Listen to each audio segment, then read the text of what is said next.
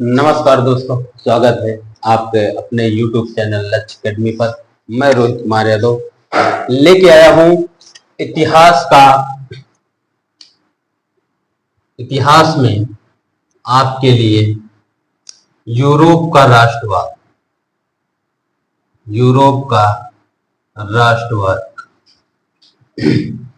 इस चैप्टर में हमने पीछे पढ़ा था कि राष्ट्रवाद क्या होता है। राष्ट्रवाद में हमने फ्रांस के बारे में पढ़ लिया था, किस तरह की सत्ता थी वहां पर, यह पढ़ लिया था। राजतंत्र पढ़ा था और वहां के लोगों ने किस तरीके से राजतंत्र को समाप्त किया और प्रजातंत्र को लेकर आए। उसके बाद फिर से वहां पे संविधान लागू हुआ और जब संविधान लगाया गया, संविधान बनाया गया, तो ये संविधान केवल अमीरों के लिए हुआ करता था। केवल अमीरों के लिए ये संविधान था और उन लोगों के लिए था जो पैसे वाले। महिलाओं के लिए इसमें कोई चर्चा नहीं थी और गरीब के लिए भी कोई चर्चा नहीं थी।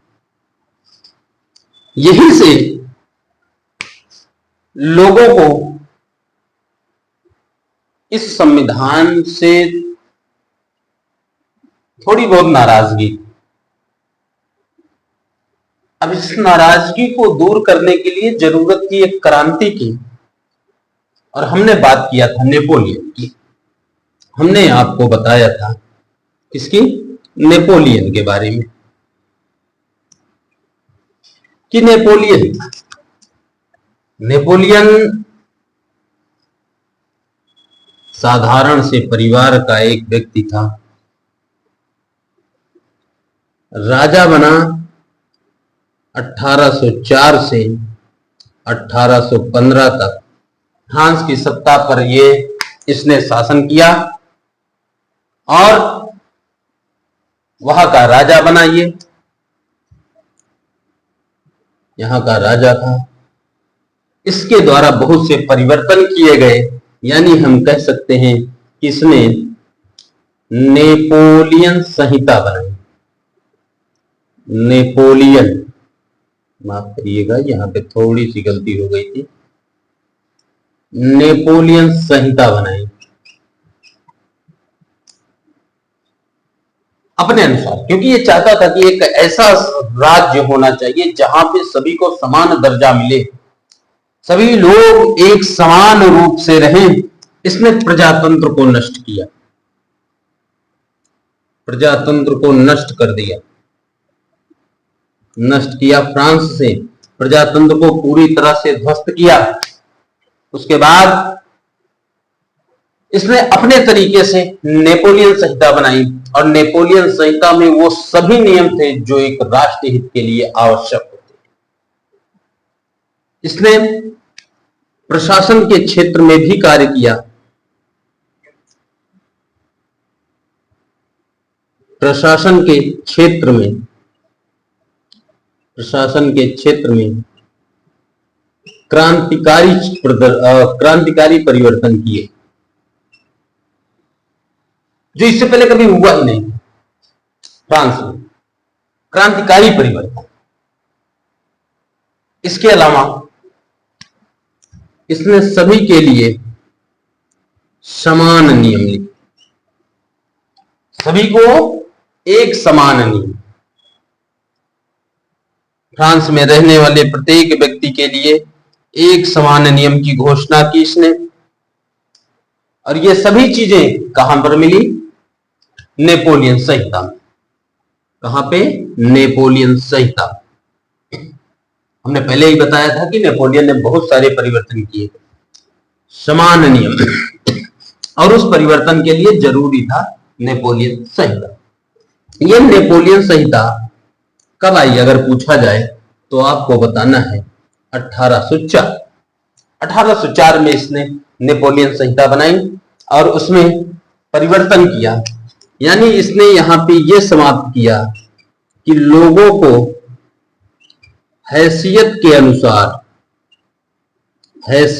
अनुसार अधिकार नहीं दिए जाएंगे, अधिकार ना मिले, इस चीज को समाप्त किया इसने। यानी हम कह सकते हैं कि इसने जो भी इससे पहले हुआ करते थे, जो भी कार्य थे, उन चीजों को इसने समाप्त किया जो एक राष्ट्र के लिए खराब थे। इसमें आपका जमीन आ सकता है, कुछ विशेषाधिकार हुआ करते थे, विशेषाधिकार वो समाप्त कर दिया, जैसे टैक्स ना देना, वो सारी चीजों को इसने समाप्त किया। और क्या किया इसने, ये समझते लेते हैं। तो इसने किसानों के कर को समाप्त कर दिया, समाप्त कर दिया और एक प्रकार का कर लगाया, एक प्रकार का कर लगाया। इसका मतलब हुआ कि इससे पहले बहुत से टैक्स लगा करते थे। मैंने पिछले वीडियो में बताया कि बहुत सारे टैक्स इस यहाँ के राजाओं ने बहुत सारे टैक्स लगाए, किसानों पर, मजदूरों पर, दासों पर बहुत सारे टैक्स लगा करते थे। नेपोलियन ने उन सभी टैक्सों को समाप्त करके केवल एक प्रकार का टैक्स लगाया और कहा कि अब आप लोगों को केवल एक प्रकार का ही टैक्स देना पड़ेगा, इसके अलावा किसी दूसरे प्रकार के टैक्स की जरूरत नहीं है और ना ही आपको देने की आवश्यकता है। इसने सामंती व्यवस्था को समाप्त कर दिया, सामंती व्यवस्था को समाप्त कर दिया।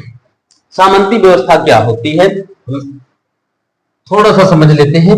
जैसे ये समझ लेते हैं कि खेत है और इस खेत पर अच्छा दो चीजें हैं, एक तो सामंत, दूसरा जमींदार।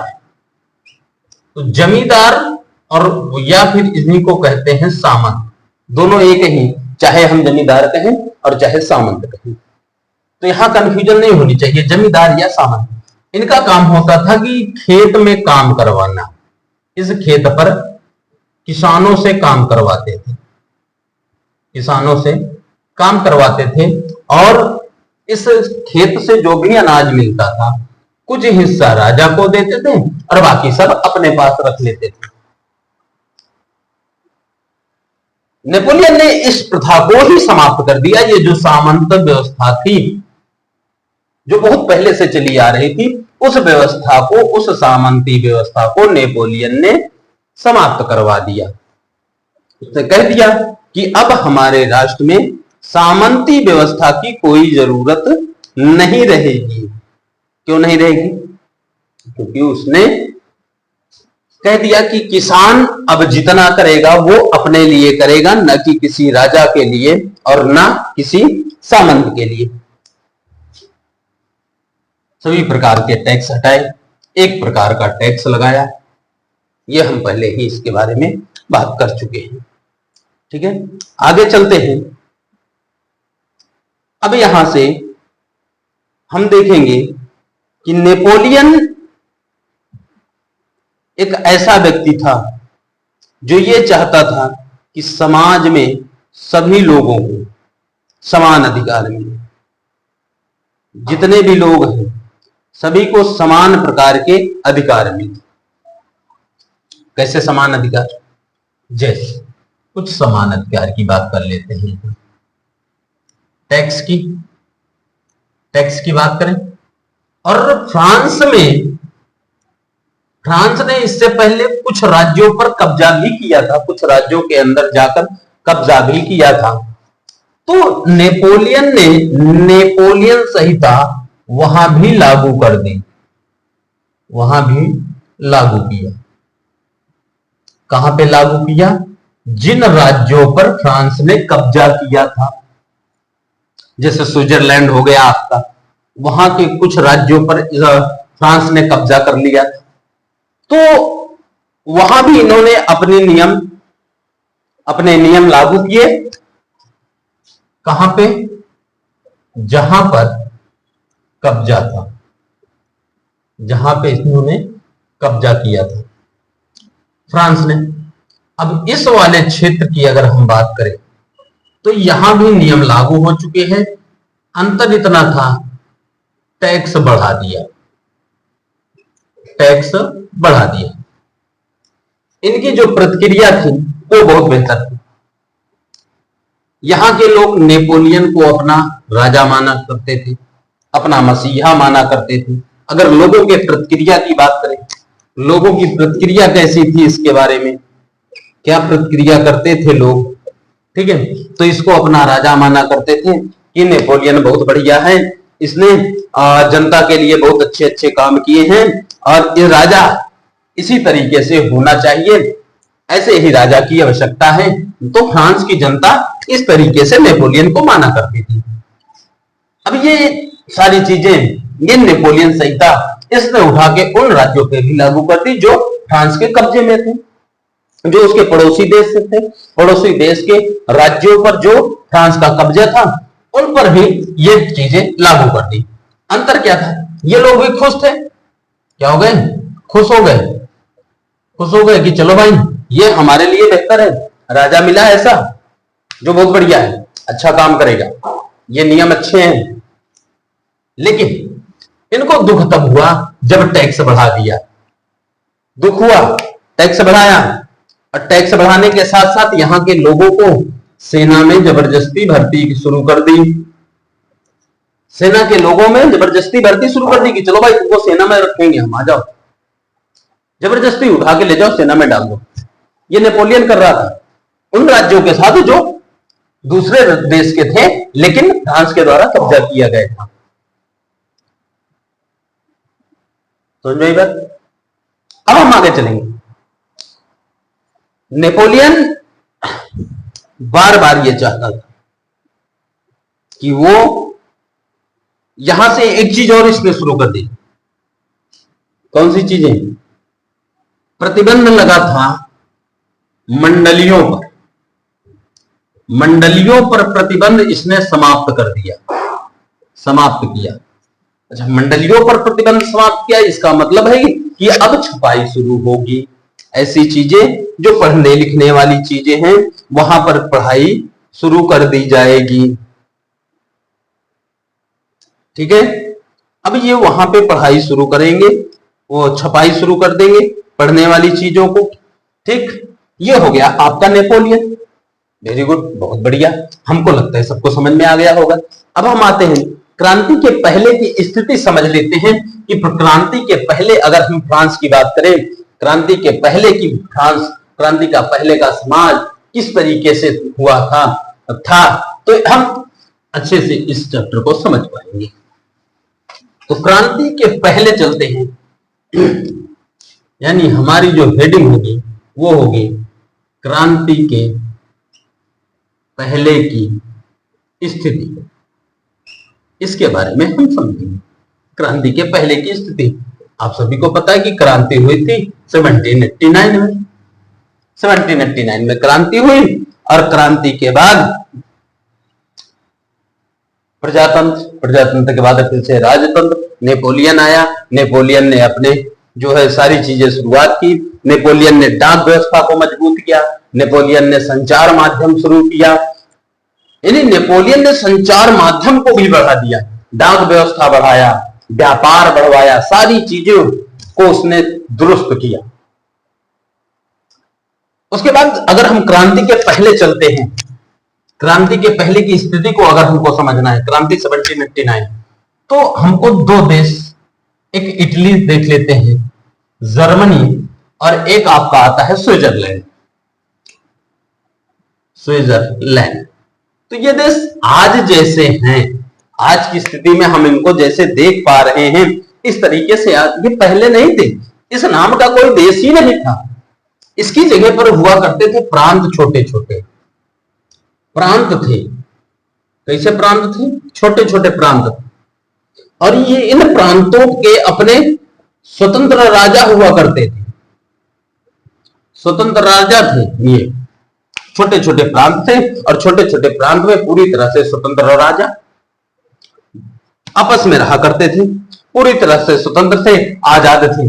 कोई किसी प्रकार की कोई भी समस्या इनके पास नहीं थी।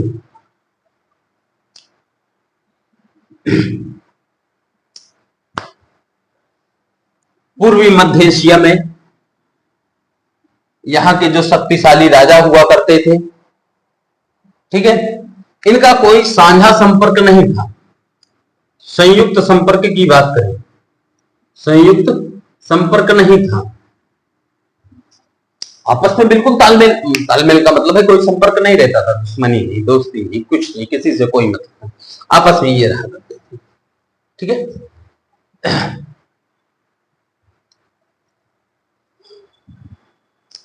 यहां तक की बात क्लियर हो गई आपकी, समझ में आ गया होगा। जल्दी बताइए समझ में आया या नहीं, जल्दी से बता दीजिए, कमेंट करके जरूर बताइएगा कि आपको समझ में आया या फिर नहीं आया, जल्दी से बता दीजिए। चलिए, ये क्रांति के पहले की स्थिति थी कि स्विट्जरलैंड, जर्मनी यानी पहले इस तरीके से वहां पर रहा करते थे। कहां पे? फ्रांस की बात करें तो बात फ्रांस की कर रहे हैं। छोटे छोटे प्रांत, स्वतंत्र राजा, संयुक्त संपर्क नहीं, इनका आपस में कोई भी संयुक्त रूप से कोई संपर्क नहीं हुआ करता था। अब हम आते हैं, एक वर्ग निकल के आया जिसका नाम था कुलीन वर्ग। कुलीन वर्ग या कुलीन का अगर हम अर्थ कर की बात करें तो इसको हम अमीर लोग भी कह सकते हैं। अमीर, रहीसी जीवन जिया करते थे, अमीर थे। इनके जमीन बहुत ज्यादा थी। गांवों में जमीन थी। नगरों की बात करें, नगरों में बड़े बड़े बंगले थे, नगरों में रहा करते थे, यहीं पर रहते थे। गांव की जमीन पर खेती करवाते थे, वहां से पैसा आता था और आराम से इनका जीवन चल रहा था। किसी प्रकार की कोई समस्या नहीं थी इनको, और ये आपस में बंधे हुए थे, आपस में ये सभी जुड़े हुए थे एक दूसरे से संपर्क में। कैसे संपर्क में जुड़े हुए थे? तो शादी विवाह के संबंधों से जुड़े थे। ये आपस में ही विवाह करते थे, आपस में ही विवाह करते थे। तो मतलब अमीर आदमी अमीर व्यक्ति से विवाह कर ले। ये इस कुलीन वर्ग की बात करते हैं, अमीर वर्ग, रईस वर्ग कह सकते हैं इसको। बहुत सारी जमीन की गांवों में थी, नगरों में बड़े बड़े बंगले हुआ करते थे, उसी बंगलों में ये ऐश की जिंदगी जीते थे। शादी विवाह के संबंधों में आपस में जुड़े रहते थे। किसी से कोई इनको लेना देना नहीं रहता था, किसी से कोई समस्या नहीं थी। एक जीवन शैली जीते थे, यानी एक बंधी हुई जीवन शैली, एक बंधी हुई जीवन शैली जीते थे। जीवन शैली जीते थे, बंधी हुई जीवन शैली जीते थे। किसी से कोई लेना देना नहीं रहता था इनका। अगर राजनीतिक तौर पर बात करें हम, राजनीतिक तौर पर प्रभावशाली थे, राजनीतिक तौर पर ये प्रभावशाली थे। बोलचाल की भाषा की बात करें, बोलचाल की भाषा में ये फ्रेंच भाषा का यूज करते थे, फ्रेंच भाषा का उपयोग किया करते थे, उपयोग करते थे बोलने के लिए, आपस में बात करने के लिए फ्रेंच भाषा का उपयोग किया करते थे, उसी भाषा को बोला करते थे। और शादी विवाह में ये एक सूत्र में बने होते हैं। किससे? शादी विवाह से आपस में एक सूत्र में। ये आपका कुलीन वर्ग और अमीर वर्ग। इसी चैप्टर का कुछ वीडियो, एक दो और वीडियो हम लेकर आएंगे आगे। वीडियो कैसा लगा आपको कमेंट करके जरूर बताइएगा। जय हिंद, जय भारत, नमस्कार।